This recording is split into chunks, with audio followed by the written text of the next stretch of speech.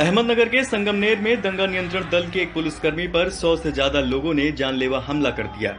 इस दौरान पुलिसकर्मी जान बचाकर मौके से भागा, लेकिन गंभीर रूप से घायल हो गया, जिसके चलते एक प्राइवेट हॉस्पिटल में उसका इलाज जारी है। पुलिसकर्मी सोशल डिस्टेंसिंग की पालना करवा रहा था। इस दौरान भीड़ ने उस पर हमला कर दिया। फिलहाल इस घटना में शामिल 15 लोगों को पुलिस ने गिरफ्तार कर लिया है।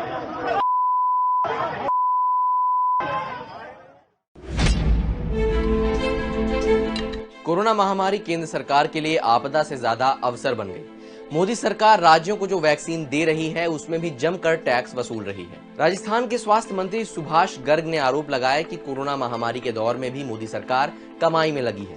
राज्य सरकार को कोविशील्ड के हर डोज की कीमत 315 रुपए चुकानी पड़ी, जबकि वैक्सीन की मूल कीमत 300 रुपए है। राजस्थान सरकार ने 18+ के वैक्सीनेशन के लिए सीरम इंस्टीट्यूट को पहली खेप के लिए 3.75 यानी लगभग 3.25 करोड़ वैक्सीन डोज का ऑर्डर दिया। हर डोज पर 5% जीएसटी के साथ पहली खेप के लिए 56 करोड़ से ज्यादा की कीमत राज्य सरकार को चुकानी पड़ी। राज्य की आबादी को दोनों डोज लगाने के लिए 7.5 करोड़ वैक्सीन की जरूरत होगी। दोनों खेप को मिलाकर केंद्र सरकार 112 करोड़ रुपए जीएसटी वसूल लेगी।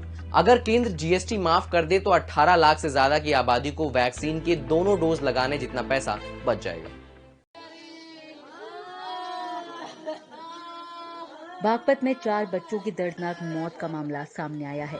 एक कार में 5 बच्चों के बंद हो जाने के कारण 4 की दम घुटने से मौत हो गई, जबकि 5वें बच्चे की हालत गंभीर बनी हुई है। ये बच्चे घर के बाहर खड़ी कार के अंदर खेल रहे थे, लेकिन कार ऑटोमेटिक लॉक हो गई, जिसके कारण ये दर्दनाक हादसा हुआ। सूचना मिलते ही अधिकारियों ने मौके पर पहुंचकर आगे की कार्रवाई शुरू कर दी है।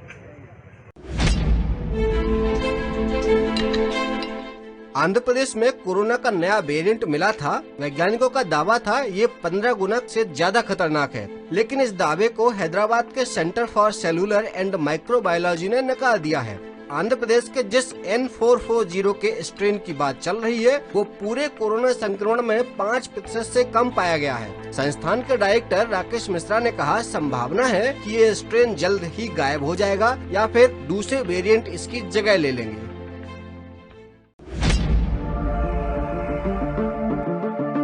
कोरोना संक्रमण को रोकने में मोदी सरकार फेल होती दिख रही है। शुक्रवार को कांग्रेस पार्लियामेंट्री पार्टी की बैठक में पार्टी की अंतरिम अध्यक्ष सोनिया गांधी ने सरकार पर निशाना साधा। The Modi government has failed the people of our country. They too have spoken continuously to either the Prime Minister or ministers or the ministers concerned about the seriousness of the situation in their state.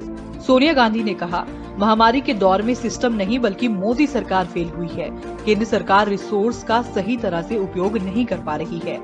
पूरे देश में free vaccination के लिए संसद से 35,000 करोड़ रुपए का budget जारी हुआ था। इसके बाद भी मोदी सरकार पहले से परेशान राज्य सरकारों पर बोझ डाल रही है। देश इस समय हेल्थ क्राइसिस से गुजर रहा है। हजारों लोगों की मौत हो चुकी है। लोग दर दर भटक रहे हैं। हालात दिल तोड़ने वाले हैं। ऐसे समय में लोगों के प्रति सरकार की जिम्मेदारी और ज्यादा बढ़ जानी चाहिए थी।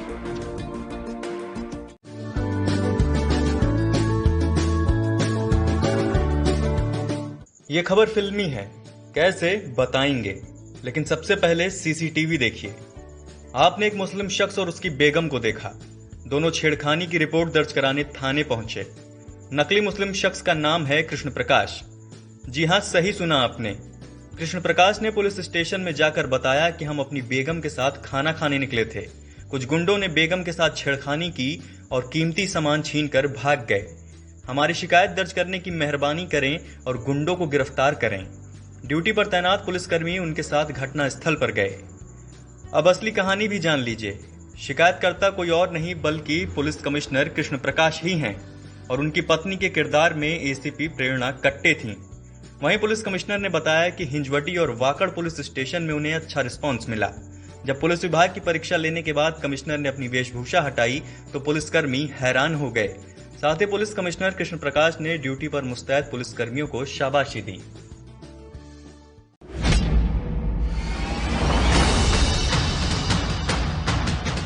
कोरोना की तीसरी लहर चर्चा में है। ये आएगी या नहीं फिलहाल तय नहीं है। सरकार दोनों बातें कर रही है। बुधवार को सरकार ने क्या कहा, आप भी सुनिए। Now, what next? Where does SARS coronavirus 2 go from here? A phase 3 is inevitable, given the high levels of circulating virus. But it's not clear on what time scale this phase 3 will occur. Hopefully, incrementally, but we should prepare for new waves.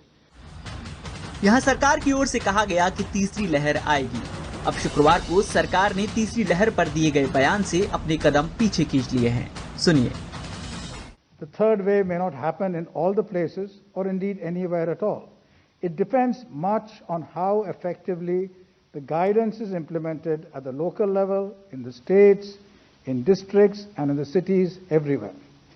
The guidance about precautions, about surveillance, about containment, and about treatment and about testing. दोनों बातों का मतलब सीधा सा है।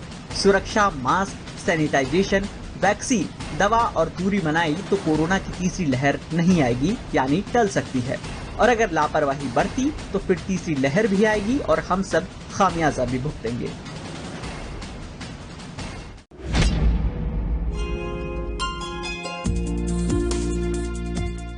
भारतीय cricket team के कप्तान विराट कोहली और actress Anushka Sharma corona virus के खिलाफ जंग में लोगों की मदद के लिए आगे आए हैं।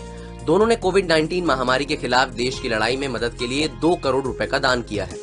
उनका लक्ष्य 7 करोड़ रुपए जुटाने का है। ये दोनों आम जनता से धन जुटाने वाली संस्था केटो के जरिए ये धनराशि इकट्ठा कर रहे हैं। विराट और अनुष्का ने सोशल मीडिया के जरिए इस कैंपेन की जानकारी दी।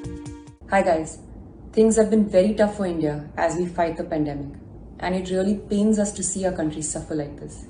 We are grateful to all the people जो दिन रात फाइट कर रहे हैं हमारे लिए. Their dedication is appreciated. पर अब उन्हें जरूरत है हमारे सपोर्ट की और हमें उनके साथ खड़े होने की। And so, Anushka and I have started a fundraiser on Keto, जिनके फंड्स जाएंगे towards ACT grants. And we request you all कि आप इस इनिशिएटिव को ज्वाइन करें और डोनेट करें। Every little bit makes a difference. To our family, friends and fans, ये वक्त है साथ मिलकर आगे बढ़ने का। We will overcome this together. हम इस जंग को भी जीतेंगे if we are in it together.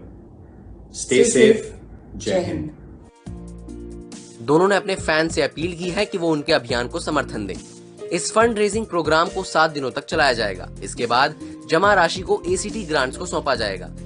इसके बाद इस राशि का इस्तेमाल जरूरतमंदों को ऑक्सीजन, मेडिकल इक्विपमेंट्स और मैन पावर और वैक्सीनेशन फैसिलिटी पहुंचाने के लिए किया जाएगा।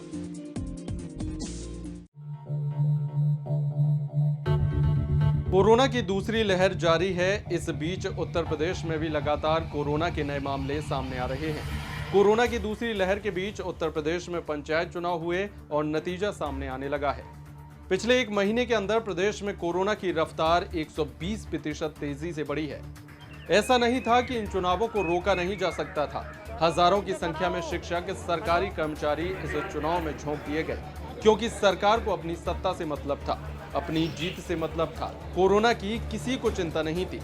सभी को ट्वीट किया गया कि चुनाव इतना आवश्यक नहीं था, इसे टाल देते। 2 महीने, 3 महीने, 6 महीने, कोई आफत नहीं आने वाली थी। बहुत बड़ी आफत नहीं आती अगर चुनाव टल जाते, ठीक है ना। अब आप देख लेना परसों को कोविड टेस्ट होंगे, कितने संक्रमण निकलेंगे, कितना क्या होगा।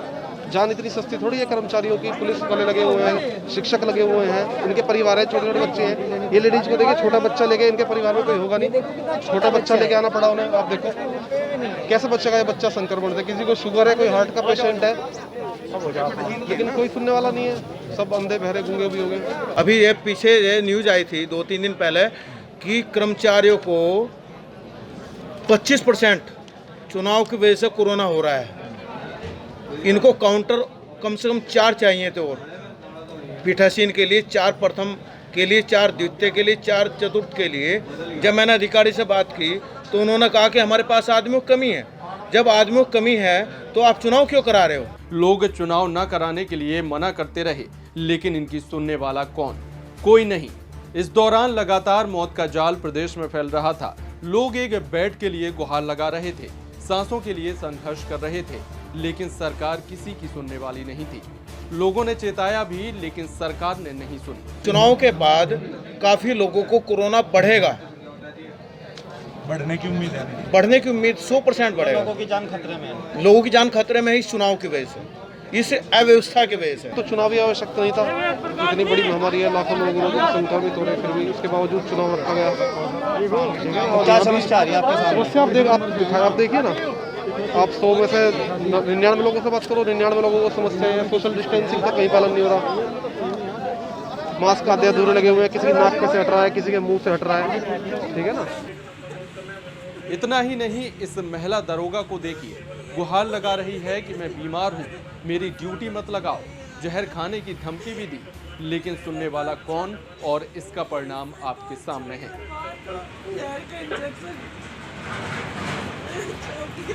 4 अप्रैल तक यूपी में 6,30,000 संक्रमित मामले थे। मतलब पिछले साल 30 जनवरी से लेकर इस साल 4 अप्रैल तक प्रदेश में इतने मरीज मिले थे। लेकिन इसके बाद जब पंचायती चुनाव को लेकर प्रचार प्रसार शुरू हुआ तो संक्रमितों का आंकड़ा महज 1 महीने के अंदर बढ़कर 14 लाख पहुंच गया। इस 5 अप्रैल से 5 मई तक 5,257 लोगों ने जान गंवाई है। इससे पहले 4 अप्रैल तक 8,894 मौतें हुई थी। इस तरह से पंचायत चुनाव के दौरान मौत के मामलों में 59.10% की बढ़ोतरी हुई है। अब सिर्फ एक ही बात कि आखिर स्वामी का स्वामी कौन है इसका जिम्मेदार, सोचिएगा जरूर।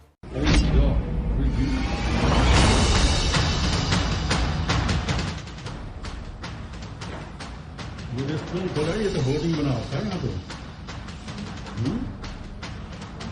कल लोधी कॉलोनी थाने में एक मामला दर्ज हुआ था जिसमें 4 लोगों की गिरफ्तारी हुई थी और दिल्ली पुलिस ने 419 ऑक्सीजन कॉन्सेंट्रेटर्स बरामद किए थे। उन लोगों से पूछताछ करने पे ये पता चला कि खान मार्केट में कुछ रेस्टोरेंट है जहां पे ऑक्सीजन कॉन्सेंट्रेटर स्टोर्ड है। कल रात को हमारी टीम ने एक रेड की टाउन हॉल रेस्टोरेंट में, जहां से 9 कॉन्सेंट्रेटर्स और बरामद हुए और उसके बाद हमारे पास और इन्होंने डिस्क्लोज किया कि और भी कॉन्सेंट्रेटर स्टोर हैं।